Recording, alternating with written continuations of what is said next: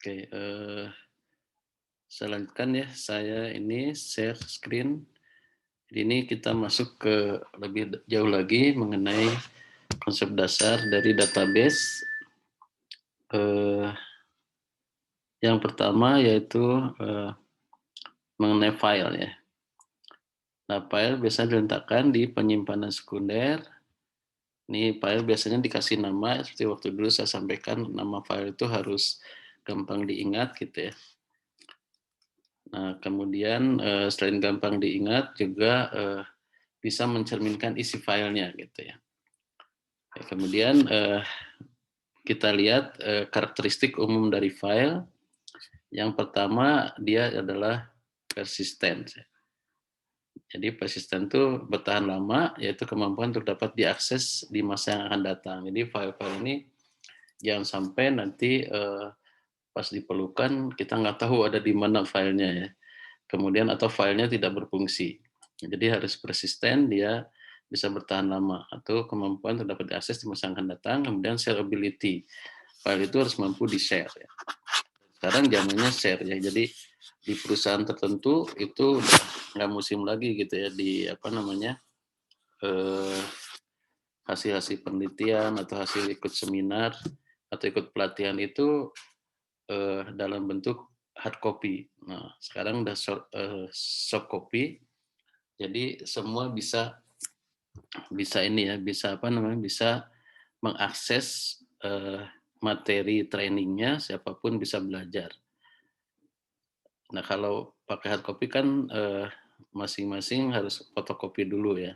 Nah, itu yang dalam bentuk laporan. Nah, sekarang kalau filenya dalam bentuk data gitu ya, data itu satu unit dengan unit lain harus bisa di-share gitu ya, terutama terkait dengan pekerjaan. Jadi kalau misalnya terkait dengan pekerjaan, ada hubungan kerja dengan unit berikutnya, nah itu harus bisa di-share datanya sehingga unit berikutnya bisa bekerja dengan data-data yang memang sudah paling up to date gitu ya. Kan kalau misalnya nggak dalam bentuk database, unit berikutnya tuh minta laporannya dulu dibuat gitu ya. Laporannya dibuat, laporan ada jeda atau ada waktu pembuatan laporan, baru disampaikan. Nah, ini keputusan bisa telat. Nah, makanya dengan database itu semua bisa mengakses data yang sama yang terkait pekerjaannya. Tentunya ya setelah dibuat aturan atau apa namanya otoritasnya ya. Apakah boleh melihat saja, apakah bisa mengupdate atau bisa menghapus dan sebagainya. Nah, kemudian ada size. Size ini yaitu file mempunyai ukuran yang relatif besar ya.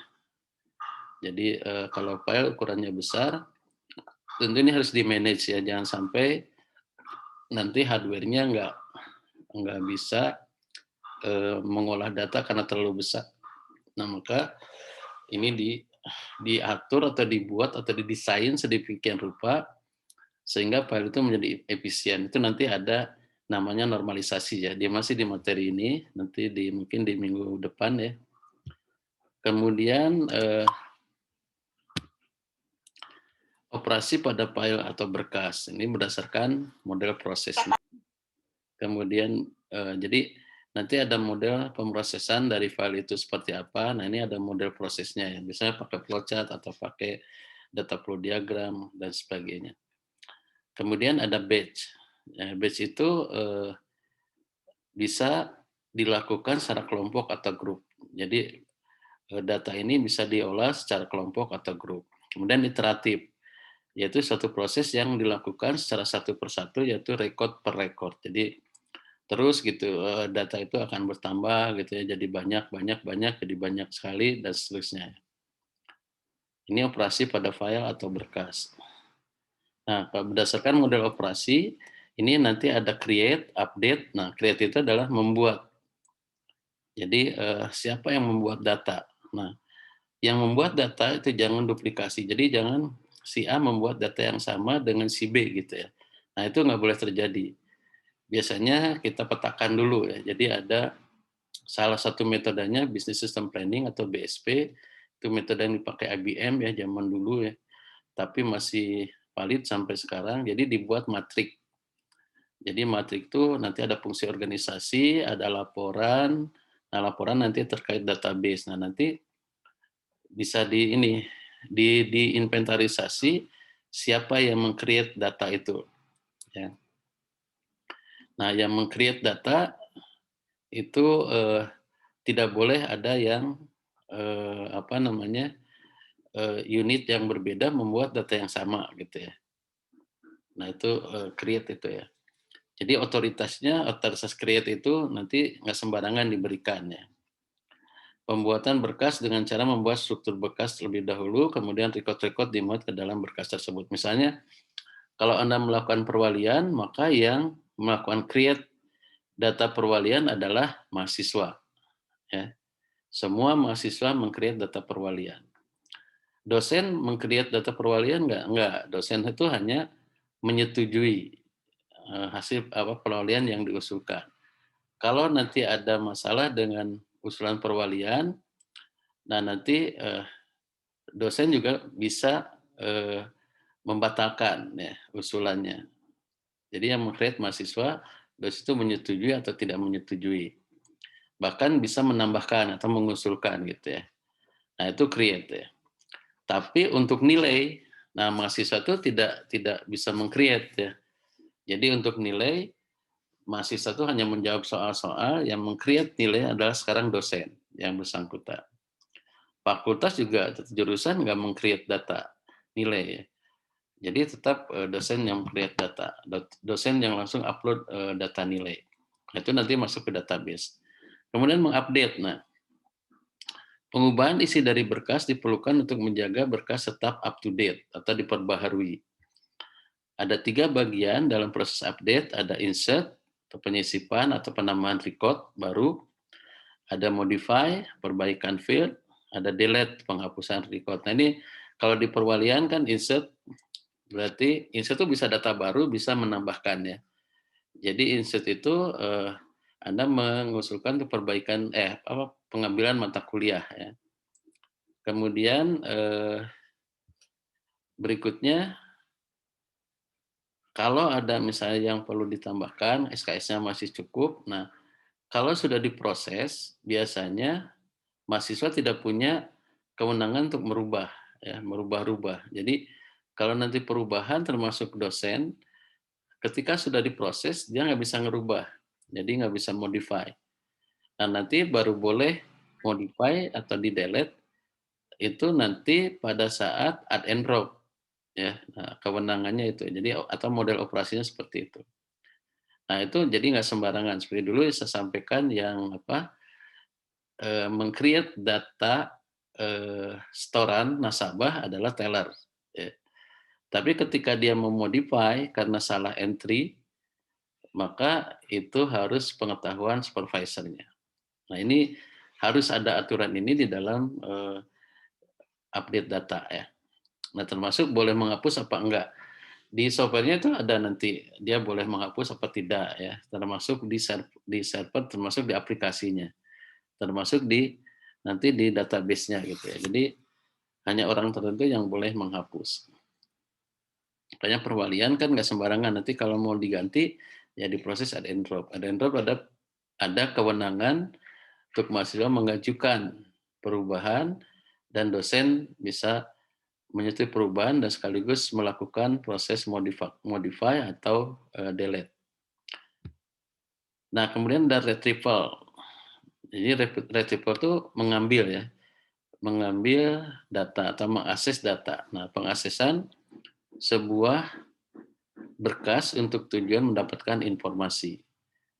Nah, menurut ada tidaknya persyaratan, retrieval dibagi menjadi komprehensif retrieval, selektif retrieval. Jadi kalau komprehensif, proses untuk mendapatkan informasi dari semua record dalam berkas. Misal di display all, list nama, alamat. Jadi kita ingin meminta semua data yang ada di dalam database kita ya.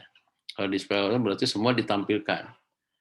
Atau yang kita lihat hanya nama dan alamat saja. Nah, ini komprehensif retrieval, tapi untuk semua. Kemudian selective retrieval. Jadi ini display all itu sama list nama alamat itu adalah kode-kode atau perintah di dalam database ya. Jadi, nah ini akan hilang ketika dibuat aplikasinya. Jadi Anda hanya mengklik misalnya lihat semua nilai Anda. Nah, atau kalau Anda ini mencakup keseluruhan biasanya transkrip ya. Jadi print transkrip. Nah, padahal di dalam itu ada display all nilai yang sudah Anda raih ya, yang sudah lulus maupun yang belum lulus. Oke, kemudian ada selective multiple, yaitu mendapatkan informasi dari rekod-rekod tertentu berdasarkan persyaratan tertentu. Misalnya list for program studi sama dengan TI. Jadi nanti kalau di fakultas atau di universitas ada semua data mahasiswa di universitas, maka ketika kita memberikan perintah, kita ingin melihat semua mahasiswa yang jurusan TI. Nah, maka ini kondisinya ya. Jadi kondisinya nanti bisa TI, TP, mesin, dan sebagainya. Atau berdasarkan angkatan. Program studi TI, N, angkatan sama dengan 2000 misalnya 2019 misalnya. Atau 2020, ya 2019 misalnya. Nah, jadi ini bisa di selective multiple. Nah, kemudian ada maintenance. Maintenance itu adalah perubahan yang dibuat terhadap berkas dengan tujuan memperbaiki program dalam mengakses berkas tersebut. Jadi ada dua cara. Jadi ini intinya memaintenance itu biasanya kalau ada data-data yang nggak diperlukan atau ada bug kalau istilah di dalam pemrograman itu ada data yang memang muncul dari kesalahan prosedur atau kesalahan proses. Nah ini bisa dihapuskan atau dihilangkan sehingga kecepatan aplikasi merespon kebutuhan informasi itu menjadi lebih cepat lagi atau menjadi normal lagi. Nah, caranya yang pertama yaitu dengan restructuring. Jadi perubahan struktur berkas. Misalnya panjang field dirubah, penambahan field baru. Nah, panjang field dirubah misalnya ini dari statistik itu field itu misalnya tadinya kita ini kan 50 karakter, ternyata ya kebutuhannya nggak 50 gitu ya. Jadi hanya 40. Biasanya kalau perubahan field itu tidak menghapus data, tapi memperpendek panjang digitnya. Atau ada penambahan field baru. Jadi atau panjang field-nya dirubah. Seperti dulu NRP cuma 4, sekarang jadi 5. Atau nomor pokoknya dulu 4, sekarang jadi 5. Karena sudah mencapai batas maksimumnya. Atau penambahan field baru. Oh, ini ada misalnya untuk menyampaikan atau melaporkan kondisi tertentu, ini harus ada field baru yang dibuat. Nah, sehingga dengan penambahan field baru ini nanti semua akan diisi, kemudian nanti berdasarkan isi data dari field baru tersebut kita bisa membuat laporan tertentu gitu ya. Kemudian ada yang kedua di maintenance ada reorganizing, yaitu perubahan organisasi berkas dari organisasi yang satu menjadi organisasi berkas yang lain. Jadi diorganisasikan lagi gitu ya. Nah ini biasanya kerjaan orang maintenance atau yang kemarin kan database administrator gitu ya.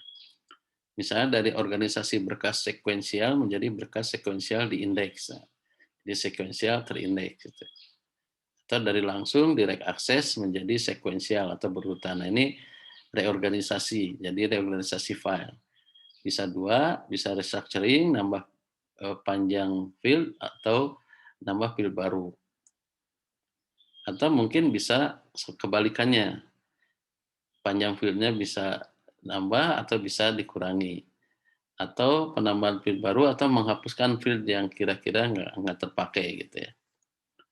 Nah kemudian untuk organisasi file bisa ada sekuensial. Sekuensial itu proses mencarinya urut gitu ya dari rekod 1, 2, 3, 4. Nah itu biasanya lama memperoleh data yang kita perlukan.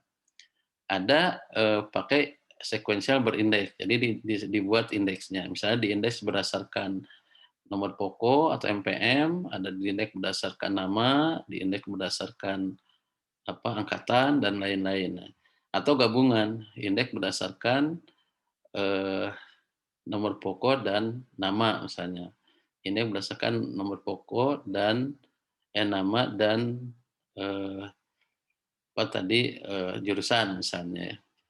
Itu bisa lebih cepat kalau digunakan sequential index. Nah, tapi tentu ketika datanya sedikit, sequential aja mungkin udah cukup gitu ya. Karena proses pencarian tetap cepat. Nah, kemudian ini bisa bolak-balik dari direct access menjadi sequential atau dari sequential menjadi direct access. Nah, ini tergantung kebutuhannya gitu ya. Nanti kita bisa optimalkan kebutuhan data yang sedikit, lebih cocok yang mana. Mungkin lebih sekuensial, tapi kebutuhan data yang banyak untuk mengakses data, mungkin lebih ke direct access atau akses langsung. Contoh yang saya ulang lagi, kalau dalam memutar lagu gitu, kalau dulu zamannya masih kaset, itu diurut gitu ya. Kita mau ke lagu kelima itu urut gitu ya.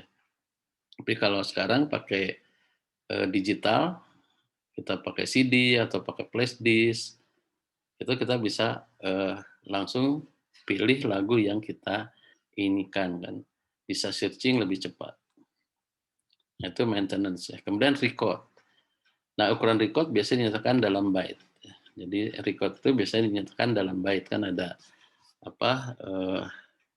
Ada byte sendiri, kemudian lebih tingginya ada kilobyte, ada megabyte, ada gigabyte, sekarang ada terabyte.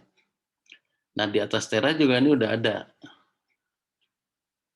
Di atas terabyte itu ada lagi istilahnya apa ya? Saya coba searching dulu ya. Terabyte di atas tera. Saya dulu sempat ingat ya.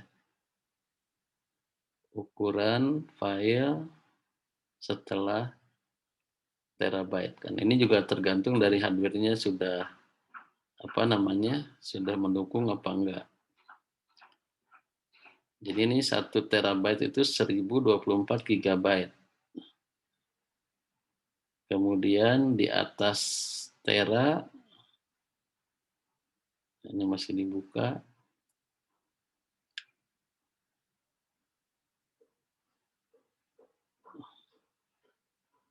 Gigabyte, terabyte, kemudian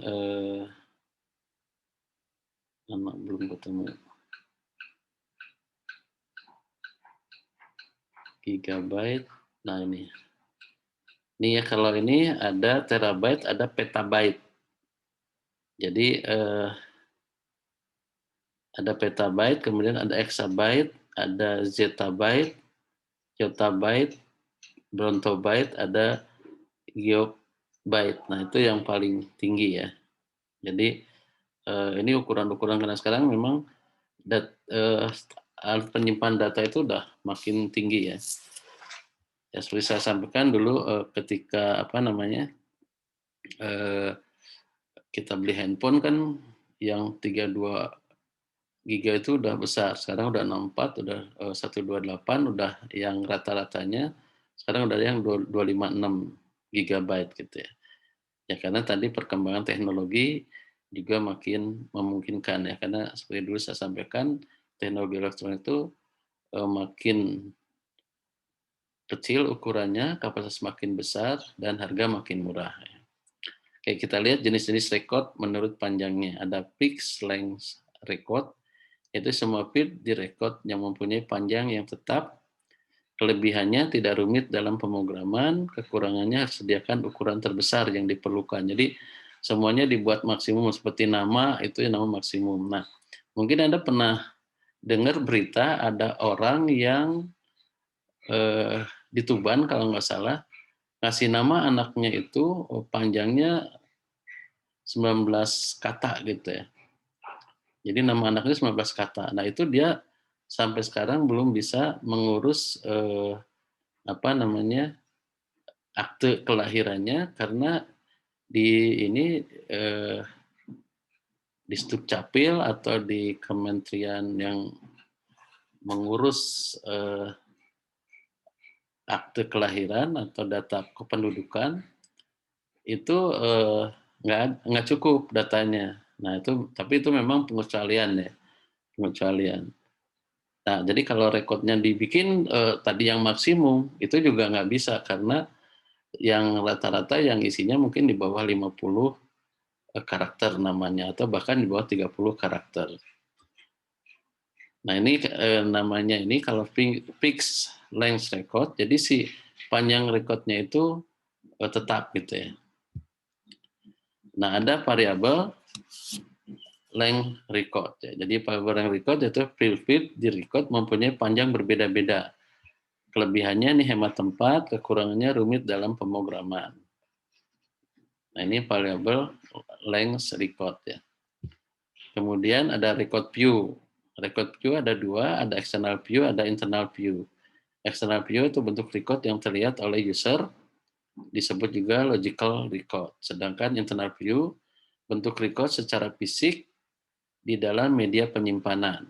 Jadi tidak terlihat ya. Kayak misalnya kalau kita lihat CD kayak ini, misalnya kita punya CD, kita nggak bisa baca ini ya isinya apa gitu ya, nggak kelihatan gitu.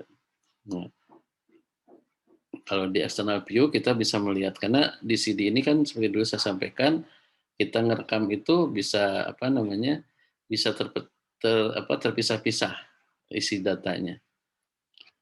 Nah, tapi kalau kita lihat di external view-nya itu jadi satu kesatuan ya. Jadi kalau saya buat bab 1 beberapa kali ngerekam, itu sebenarnya di rekaman itu akan terpisah-pisah, tapi ketika kita lihat itu satu kesatuan ya, karena ada logical record ya. Nah kalau di dalam ini tempat penyimpanan data itu disebut dengan physical record atau record fisik ya. Oke, kemudian kita lihat berikutnya data transfer, yaitu perpindahan data antara primary storage dengan secondary storage. Ini ada bolak-balik ini. Seperti misalnya kalau di ini ya, di dalam ketika kita mengetik pakai MS Word, itu kita biasanya suka klik rekam, atau kita bisa set berapa menit sekali dia ngerekam otomatis. Nah, itu yang ada di ini, di tampilan di layar, yang sebelum direkam itu di primary storage. Kemudian setelah direkam kita simpan di secondary storage. Jadi di hard disk ya. Nah, kenapa harus ada ini primary sama secondary? Itu karena kalau misalnya semua harus setiap kita ngetik harus langsung direkam di secondary, itu akan lama. Ya kita juga suka mengalami ketika kita ngerekam atau rekam otomatis, aplikasi akan diam dulu gitu ya. Nah begitu juga di dalam pengolahan sistem informasi gitu ya. Jadi kayak saya tuh dulu kalau misalnya membuat aplikasi, itu ketika operator entry itu belum direkam di database. Nanti ketika udah banyak di entry, baru apakah mau direkam, kalau iya maka semua direkam ke secondary. Oke, kemudian di dalam data transfer tidak hanya memindahkan satu logical record, tetapi juga satu blok. Ya, jadi satu blok itu dipindahkan atau ditransfer. Satu blok bisa terdiri dari satu record atau lebih dari satu record ya, lebih dari satu record. Blok disebut juga physical record. Jadi ada data area, ada ini primary storage, kemudian ditransfer masuk ke secondary storage ya, masuk lagi ke data area, ini terus akan berputar ya. Dan itu yang bekerja adalah sistemnya. Kemudian ada input buffer, yaitu tempat satu blok disimpan di dalam memori. Sedangkan output buffer adalah tempat satu blok yang akan direkam di storage media. Ini ya, mungkin tadi yang saya ceritakan itu masuk ke kelompok input buffer ya. Seperti di MS Word, kita ngetik dulu banyak, baru nanti sama dia direkam secara periodik, atau kita yang ngasih perintah rekam. Nah, ketika kita kasih perintah rekam, itu udah masuk ke dalam storage media ya. Kemudian data area yaitu tempat satu logical record yang akan diproses. Jadi ini disebut dengan data area. Oke, kemudian kita lihat logical structure, kemudian physical file structure. Jadi logical file structure ini adalah organisasi file, dia bersifat external view, jadi si user bisa melihat gitu ya secara langsung. Tadi misalnya pas saya ngetik bab 1, di fisikalnya dipisah-pisah, tapi ketika lihat di aplikasinya itu satu kesatuan. Kemudian logical file structure ini juga merupakan kumpulan logical record, pandangan user tentang bagaimana kumpulan logical record ini terorganisir. Makanya kalau dulu kan ada istilahnya kalau misalnya kita punya flash disk yang kemudian ada kena virus, nah ada virus yang menyerang file yang untuk mengorganisasikan file-file kita atau data-data kita yang di fisiknya. Jadi kalau itu diserang, maka ketika kita lihat itu kacau gitu ya data kita. Ya. Nah itu harus diatasi atau dihindari terjadinya seperti itu. Nah kemudian physical file structure. Ini adalah internal view, kumpulan physical record, letak tulisan physical record pada secondary storage. Dan di sini tadi terpisah-pisah gitu ya. Nah kita lihat jenis file ya. Berdasarkan fungsinya, yaitu ada namanya master file atau file induk ya. Nah, coba saya lihat dulu apakah ada ya ada contohnya. Jadi ada master file, file induk, ada transaction file atau file transaksi, ada report file, ada work file, ada program file, ada text file. Nah, ini jenis-jenis file berdasarkan fungsinya ya. Kita masuk ke detailnya. Ada master file. Master file ini adalah data induk ya. Atau file induk berisi data statis, biasanya dia nggak berubah-ubah. Data tentang satu sisi dari organisasi berisi data historis, isinya relatif permanen. Misalnya data induk mahasiswa, data induk dosen, data induk mata kuliah, ya. Data induk mahasiswa ada yang berubah nggak dari pertama masuk sampai selesai? Tentunya enggak ya. Jadi data Anda dari pertama masuk sampai selesai itu sama. Nah, kecuali nanti ketika mau bikin ijazah itu baru dicek lagi ya dari akte, dari ini apa namanya KTP atau dari kartu keluarga itu tentu harus sesuai dengan data itu supaya nanti kalau melamar pekerjaan dan sebagainya itu nggak ada masalah ya. Jadi data induk itu bisa data pelanggan, pegawai, mahasiswa, persediaan barang, nilai, mata kuliah, nah itu data induk ya, atau master filenya. Nah nanti data induk juga bisa terbagi dua ya. Ada data induk yang jadi referensi, ada data induk yang berubah. Misalnya gini, kenapa ini persediaan barang masuk data induk? Nah karena ketika orang bertransaksi misalnya di minimarket ya, orang beli barang A, B, C, D. Nah, di apa namanya? Di scan barcode-nya, kemudian muncul data nama barangnya. Dan itu pasti selalu sama nama karena kan itu ada di data induk dan cuma satu kali ngentri ya. Nah, kemudian ketika ada orang beli, itu barangnya itu pasti berkurang satu-satu ya. Atau kalau dia beli 5, berkurang 5. Nah, jadi yang nama barang, kemudian kodenya, dan spesifikasinya itu nggak berubah. Tapi kalau stoknya pasti berubah ya, kepastian barang. Sama seperti harganya. Harga barang itu data induk yang berubah. Jadi dia akan berubah ketika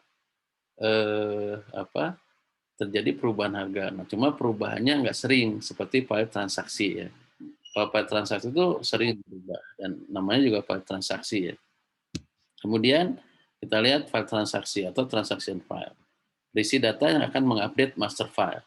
Nah, mengupdate master file seperti tadi, ketika ada harga berubah, maka harga itu akan mengupdate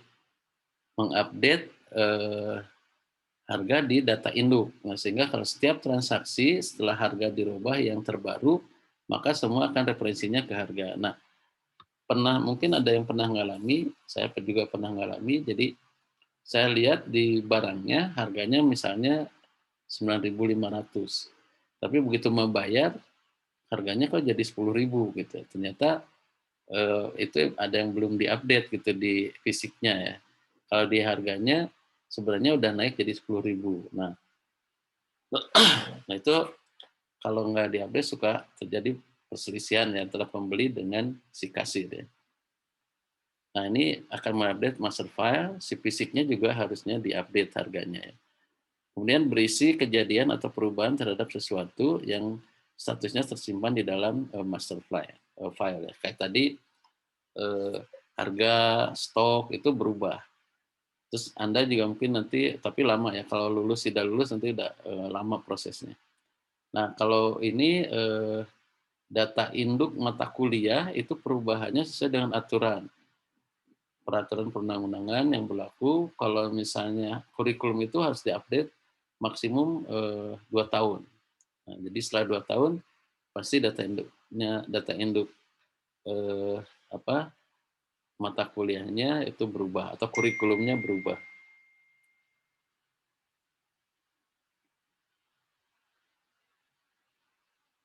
Oke, kemudian ada report file. Nah, report file yang berisi data yang bentuknya telah disesuaikan untuk kepentingan user, data yang akan ditampilkan pada monitor, dan data yang akan dicetak, dihasilkan oleh report writer dan application program.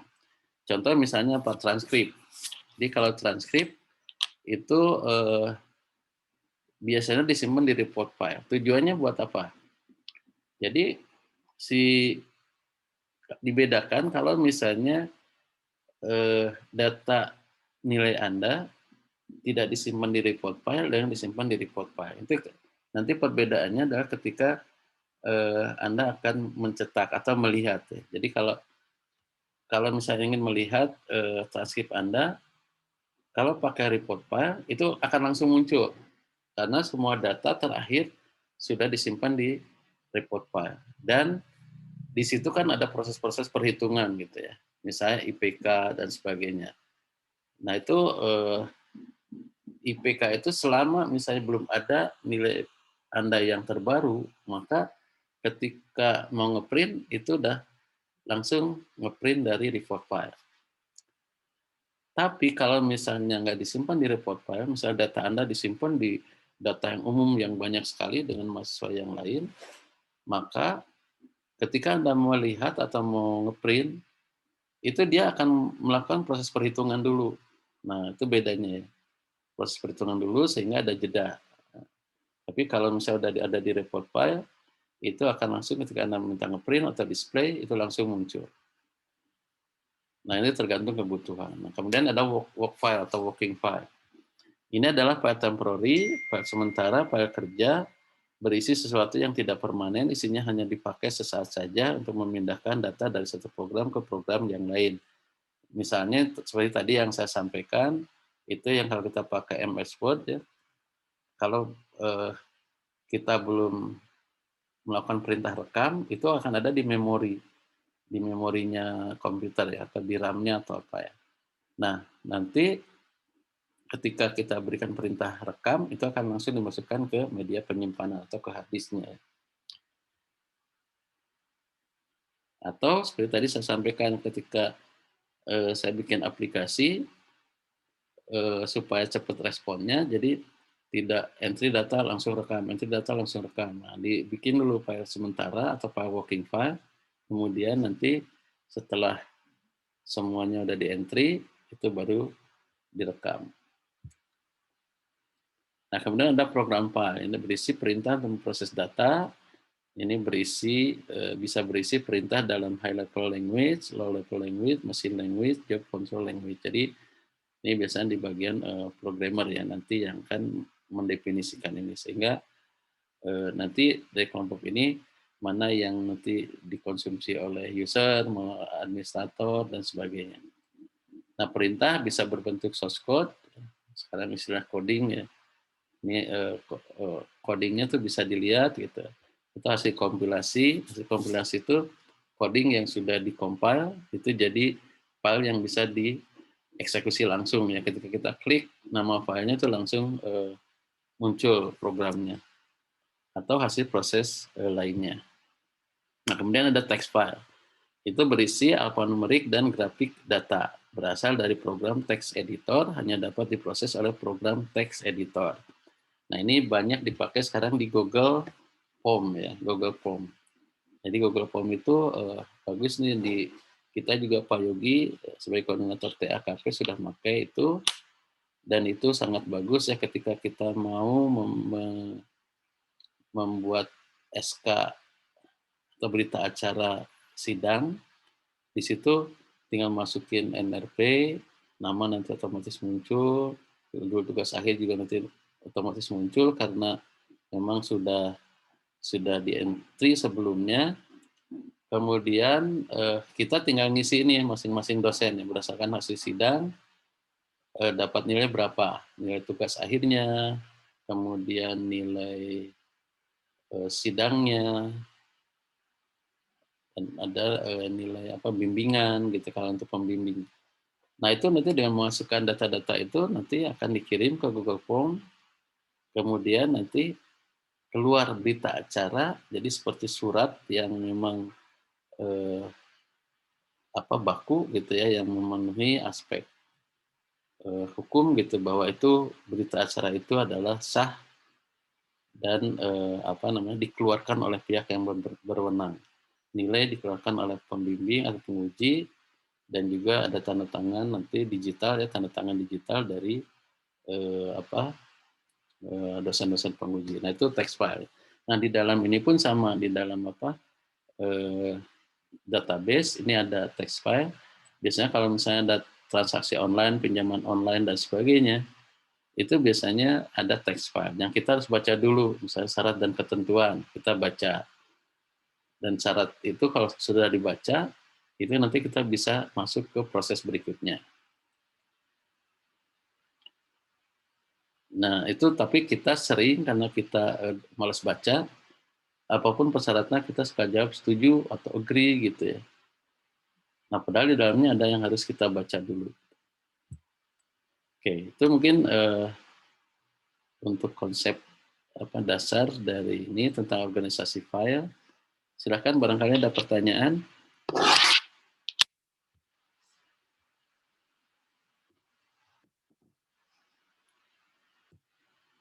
Ada pertanyaan, silakan.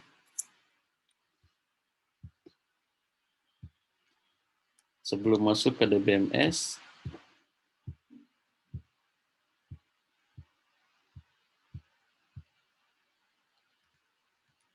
ada pertanyaan?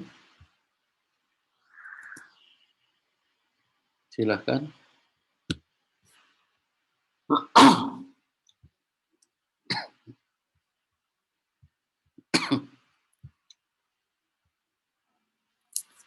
Ada pertanyaan nggak?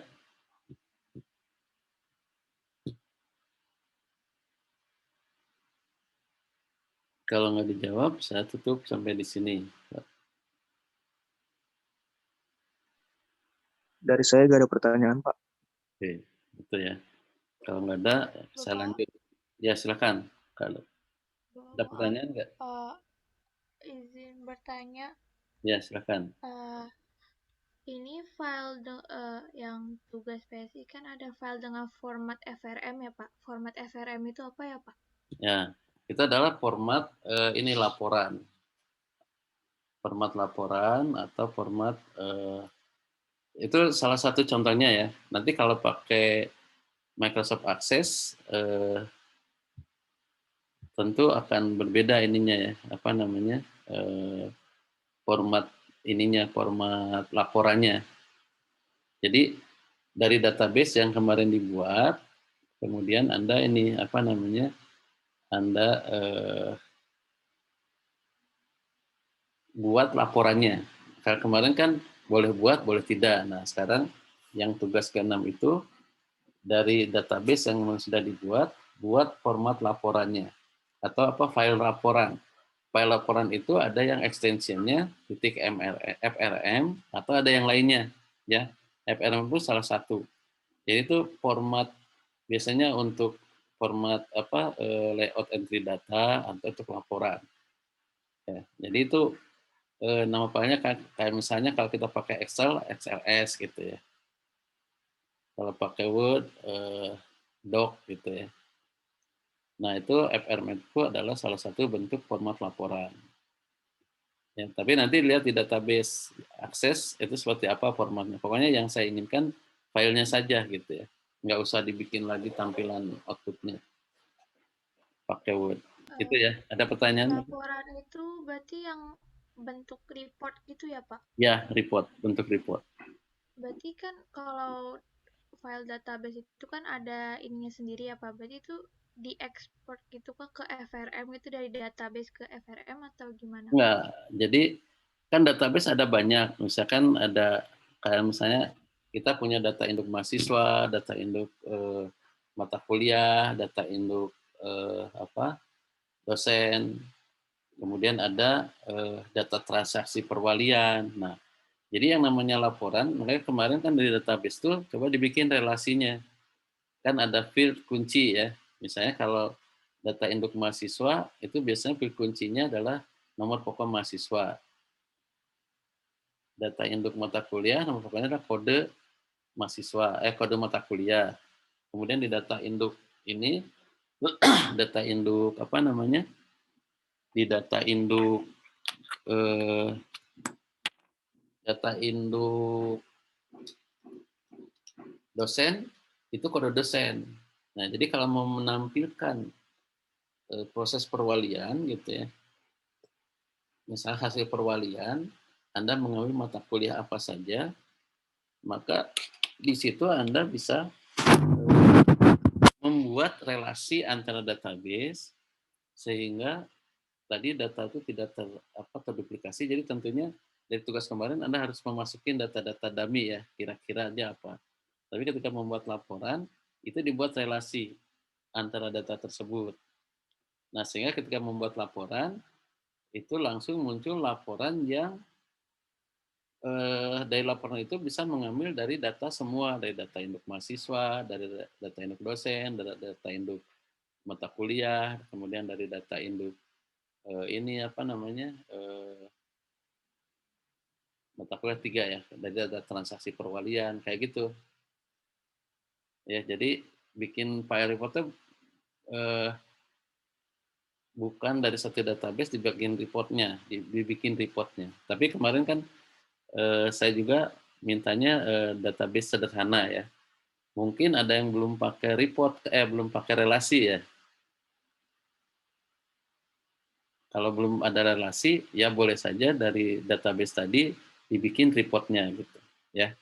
Nah, yang bagusnya udah ada relasi. Jadi kalau misalnya kemarin database-nya masih belum dibikin relasi, nah coba sekarang pelajari bagaimana membuat relasi, kemudian membuat report yang sederhana per database-nya, misalnya report mengenai data mahasiswa. Nah, data mahasiswa kan cukup ngambil dari data induk mahasiswa.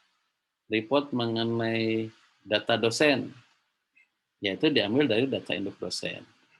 Report mengenai mata kuliah diambil dari mata kuliah. Nah, coba Anda belajar, barangkali Anda bisa meningkatkan gitu skill Anda di dalam database. Misalnya tadi dibikin relasi. Ada relasi misalnya perwalian ya. Perwalian itu menghubungkan eh, nomor pokok, kemudian kode mata kuliah. Nah, mungkin dengan dosen nggak dulu ya. Dosen itu nanti kaitannya pada waktu pembuatan dosen mengajar. Jadi cukup menghubungkan dua data induk mahasiswa dan data induk mata kuliah. Jadi misalnya satu mahasiswa nomor pokok sama, misalnya dia ngambil 10 mata kuliah, maka nomor pokoknya itu ada 10, tapi mata kuliahnya ada 10 kode mata kuliah yang berbeda. Nah, itu coba dibikin reportnya dengan merelasikan data perwalian ini dengan data induk mahasiswa dan dengan data induk mata kuliah. Coba dipelajari ya. Itu bisa ditanyakan nanti di grup ya, di asistensi bisa. Itu Baik, mungkin Pak. cukup penjelasannya. Berarti nanti untuk tugas itu dikumpulkannya dalam format FRM gitu ya, Pak? Ya, ya. Kalau dia akses tuh formatnya FRM. Kalau formatnya nanti ada yang lain misalnya, yang itu aja yang dikumpulin. Oh, Ya. baik Pak. Siap. Terima kasih Pak. Ya, sama-sama. Assalamualaikum. Pak, Waalaikumsalam. izin bertanya. Ya. Waktu kemarin saya bikin database-nya tentang penjualan. Apakah harus diganti lagi, Pak? Nggak usah. Itu aja dilanjutkan. Jadi yang kemarin dilanjutkan. Ya, itu Baik, udah Pak. bagus. Terima kasih, Pak. Ya, enggak. Pak. Ya. Ada lagi?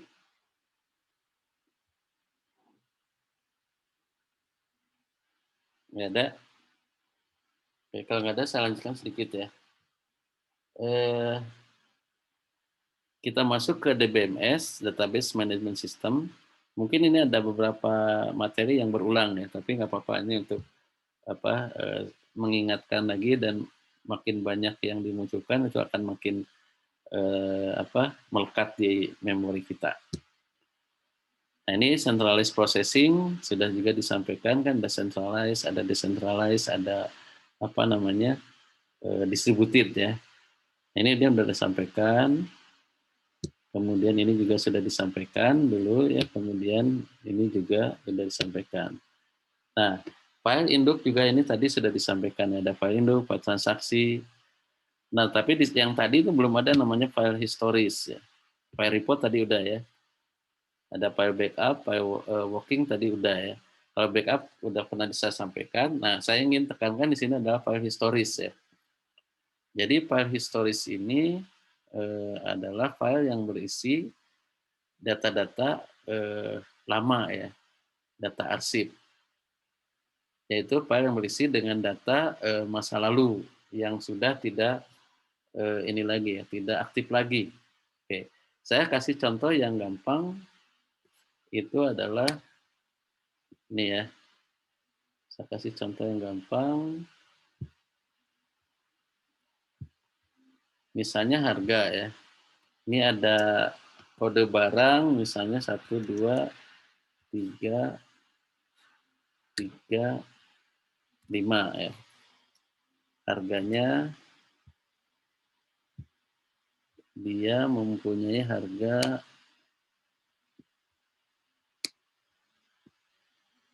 misalnya berapa,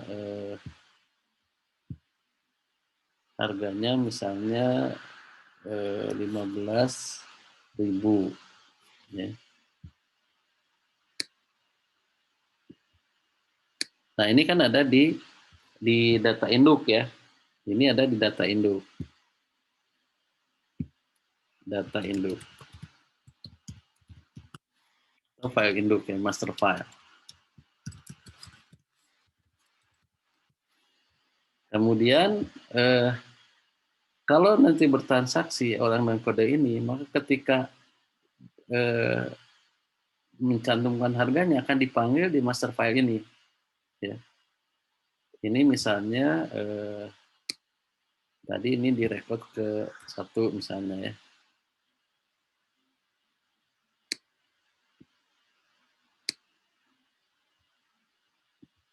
Rekod ke 1. Nah, nanti setelah ada kenaikan harga, maka ini file yang sama ya. File yang sama nanti direkod mungkin ke 100 misalnya, atau ke berapa gitu ya. Ini ada perubahan harga. Kode materialnya sama, yaitu 12334 ya.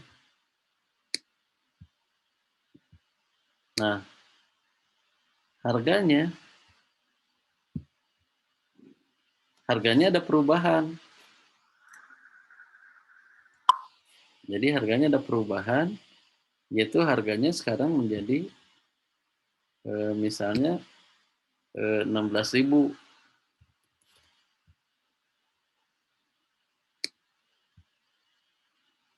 Nah, kalau ini kalau data ini masih disimpan di master file, maka ketika orang belanja, ini kan harganya harus di yang terakhir kan, ya kan? Harga 16.000. Nah, supaya tidak terjadi kesalahan harga, maka kita biasanya bikin ada namanya historical file atau file sejarah. Jadi ini history file.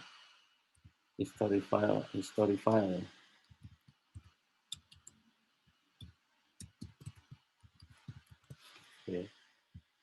Jadi history file itu akan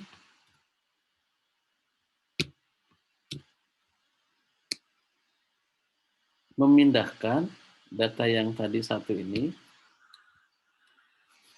data yang satu, kemudian nomornya 12334, kodenya ya. Kemudian harga yang tadi 15.000. Nah, itu akan disimpan di sini di file historis.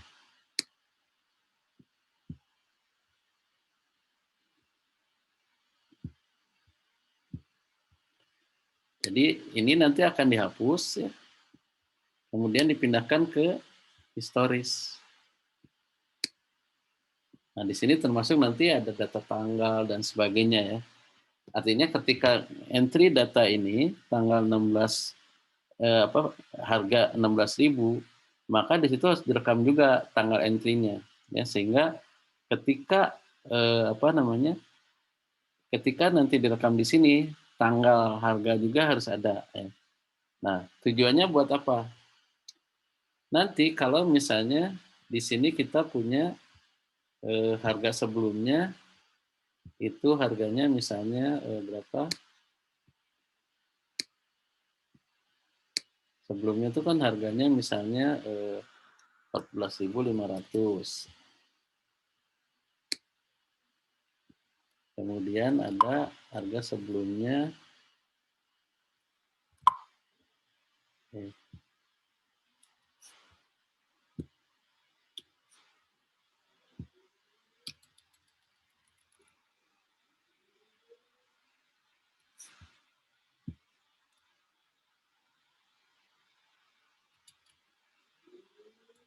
ini 14.500. Terus nanti ada harga yang sebelumnya juga misalnya 14.000.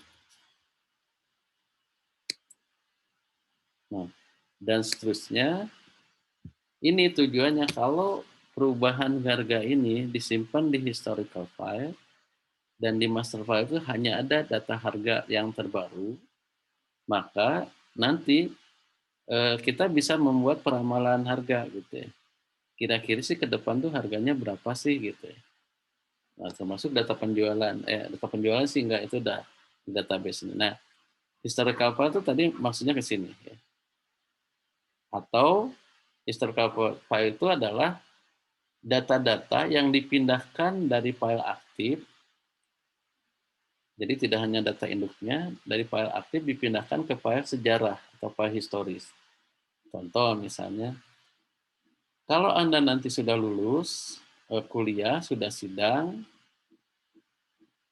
setelah sidang, Anda kan nggak perlu akses lagi untuk perwalian dan lain-lain ya. Paling yang diperlukan adalah akses untuk transkrip. Ya. Maka, umur informasi Anda di file aktif itu adalah misalnya kalau rata-rata mahasiswa atau alumni ini diserap di lapangan kerja itu misalnya setahun, dikali berapa gitu toleransinya, misalnya setahun atau 2 tahun, maka data alumni akan disimpan sampai 2 tahun. Supaya kalau dia mau perlu data transkrip dan sebagainya, itu bisa langsung diambil dari data yang aktif. Nah, tapi kalau misalnya setelah 2 tahun, maka data-data Anda akan disimpan di file historis atau sejarah. Bukan berarti Anda nggak bisa akses, tapi ada proses proses yang dilakukan untuk bisa mengakses file historis tadi. Gitu ya. Seperti misalnya data bank. Gitu ya. Di bank itu data transaksi sebulan itu masih bisa kita akses. Tapi lewat sebulan, sampai setahun dan sebelumnya, itu kita nggak bisa akses langsung, ya, nggak bisa lihat transaksi kita selama sebulan. Ya. Kalau kita ingin untuk keperluan tertentu, misalnya kita print transaksi kita selama 6 bulan, itu harus ke customer service. Gitu ya. Kita izin, itu ada pembayaran juga untuk meng-print itu. Jadi nanti dia yang ngambil dari file historis. Gitu ya. Nah itu bedanya atau yang dimaksud dengan file historis. Ada pertanyaan sampai sini? Nah, ini mungkin materi terakhir hari ini ya. Ada pertanyaan sampai sini? Silahkan. Pak izin bertanya. Ya, silahkan. Nama saya Ali Renaldi dengan NRP 2030121. Ya. Saya ingin bertanya ini Pak tentang makalah yang minggu ketiga yang QR code sama dan RFID itu Pak. Ya. Kan saya udah kirim ya melalui e-learning. Tapi saya lupa submit Pak, masih di draft itu, apakah udah Bapak terima atau belum ya Pak? Ya harus dicek dulu kalau di e-learning ya. Nah tapi kalau misalnya ini supaya aman ya, Anda kirim lagi aja lewat email. Emailnya yang mana ya Pak? Yang Astoka Unpas ACID. Kirim ke situ aja. Ya, baik Pak. Ya. Untuk tugas database itu Pak, yang database minggu lalu. ke-4, ya. Iya minggu lalu, itu apakah udah benar atau salah ya Pak? Soalnya kan itu dari saya sendiri itu ngeliat contohnya dari YouTube Pak, soalnya nggak ngerti make itu Microsoft Access. Itu mungkin apakah ada feedbacknya atau gimana ya Pak? Nah, mungkin soalnya nggak tahu benar atau salahnya. Minggu depan kita sebelum ujian mungkin rencana terakhir dari database ini saya akan bahas akses dari aplikasinya langsung, termasuk nanti akan random ya, kan nggak mungkin periksa satu-satu gitu ya di ini ya, kan random untuk ngecek tadi apa yang sudah benar apa enggak. Jadi saya baru lihat sepintas-pintas aja. Tapi saya memang nggak nggak menginginkan yang sempurna gitu ya, karena nggak ada praktikumnya, Anda belajar sendiri. Yang penting ini kan pengenalan aja dulu ya. Salah benar itu yang penting Anda sudah membuat tugas itu, ya. Jadi saya nggak mengharuskan persyaratnya terlalu tinggi, ya. Jadi jangan takut, salah juga ya nggak apa-apa, ya. Nah nanti akan dibenerin itu ketika saya bahas mengenai akses, mungkin minggu depan ya. Mudah-mudahan nggak ada halangan. Ternyata minggu depan juga kosong ya. Itu ya Aldi, cukup. Kalau mau nanya lagi Pak boleh? Ya silakan. Kalau buat tugas yang minggu sekarang ini Pak, ini buatnya di Microsoft Access juga ya Pak? Ya akses juga, kan membuat laporan itu dari akses ya, dari akses langsung. Itu sebenarnya nanti karena kita belum sampai ke materi desain, itu harusnya kita tuh buat format buat data itu dari desain dulu ya. Tapi itu nanti, sekarang mah mengenal database dulu aja gitu ya. Jadi harusnya kayak misalnya laporan itu kita bikin desain laporan dulu. Tapi kalau untuk sekarang nggak usah. Jadi Anda makanya bisa pakai template yang ada di dalam akses ya, atau wizard yang udah ada di dalam akses. Jadi Anda tinggal pilih tuh mau bikin laporan seperti apa. Yang penting jadi laporan tuh. Tadi dari database yang sederhana, satu database yang tadi Anda udah buat. Nah, sekalian Anda juga bisa self correction gitu. Kalau itu salah, mungkin nggak bisa tampil, atau tampilnya nggak sesuai dengan yang diinginkan, Anda bisa koreksi juga gitu ya. Jadi di situ di file report atau generate file report dari akses ya. Itu cukup nggak? Cukup, Pak. Ya. Terima kasih. Ya, sama-sama. Makanya tadi bisa di asistensi ya. Kalau ini di asistensi di grup WA, silahkan tanyakan kalau ada yang misalnya masih bingung gitu ya. Atau bisa langsung japri ke saya gitu ya. Oke. Baik, terima kasih, Pak. Ya, sama-sama. Ada lagi pertanyaan? Silahkan. Bapak maaf izin bertanya lagi, Pak. Ya, silahkan. Saya Anindya. Ya izin bertanya, Pak. Kemarin kan buat database tuh, Pak ya. Cuman kayaknya belum ada bentuk relasinya gitu. Apakah perlu ditambahkan gitu atau gimana? Soalnya waktu itu buat database-nya mengenai data nilai gitu. Jadi hanya sekedar isi nilai, NPM, nama, segala macam mata kuliah. Seperti itu, Pak. Ya, jadi kan tadi ini ya berkembang. Saya kan yang dulu menurut saya udah cukup ya. Jadi udah cukup untuk yang walaupun belum ada relasi. Nah, kalau sekarang misalnya mau meningkatkan lagi keahliannya pakai relasi, nah, coba belajar relasi seminggu ini sama laporan, ya. Tapi sekali lagi saya tidak mengharuskan juga gitu pakai relasi. Kalau misalnya kira-kira kesulitan, ya udah yang database tinggal dimunculkan. Nah, nanti saya akan bahas kalau tanpa relasi dengan pakai relasi apa bedanya gitu ya. Gitu ya. Jadi Anda kalau misalnya sekarang mau belajar pakai relasi, coba pelajari yang relasi ya. Baik, Kemudian Pak, nanti bikin reportnya. Laporan itu seperti ini ya, Pak? Bentuk hasil dari database tersebut gitu, Pak? Iya. Jadi yang udah di-entry di database, itu kan kalau database kelihatan strukturnya gitu apa. Di situ ada display juga gitu ya.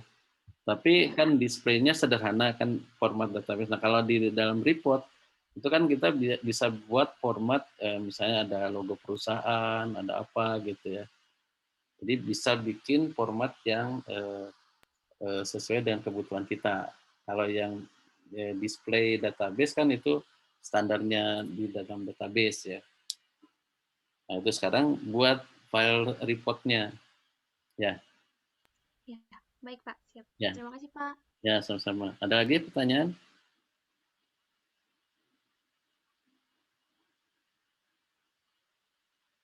Nggak ada? Oke, kalau nggak ada, mungkin saya cukupkan dulu sampai di sini ya. Ya, mudah-mudahan ini menambah lagi kemampuan Anda, wawasan Anda di dalam mengelola data. Ini perlu nanti ketika bekerja, ini nanti akan melengkapi keahlian Anda ya di dalam sistem informasi. Nah ini akses dan organisasi file nanti minggu depan sekalian ya.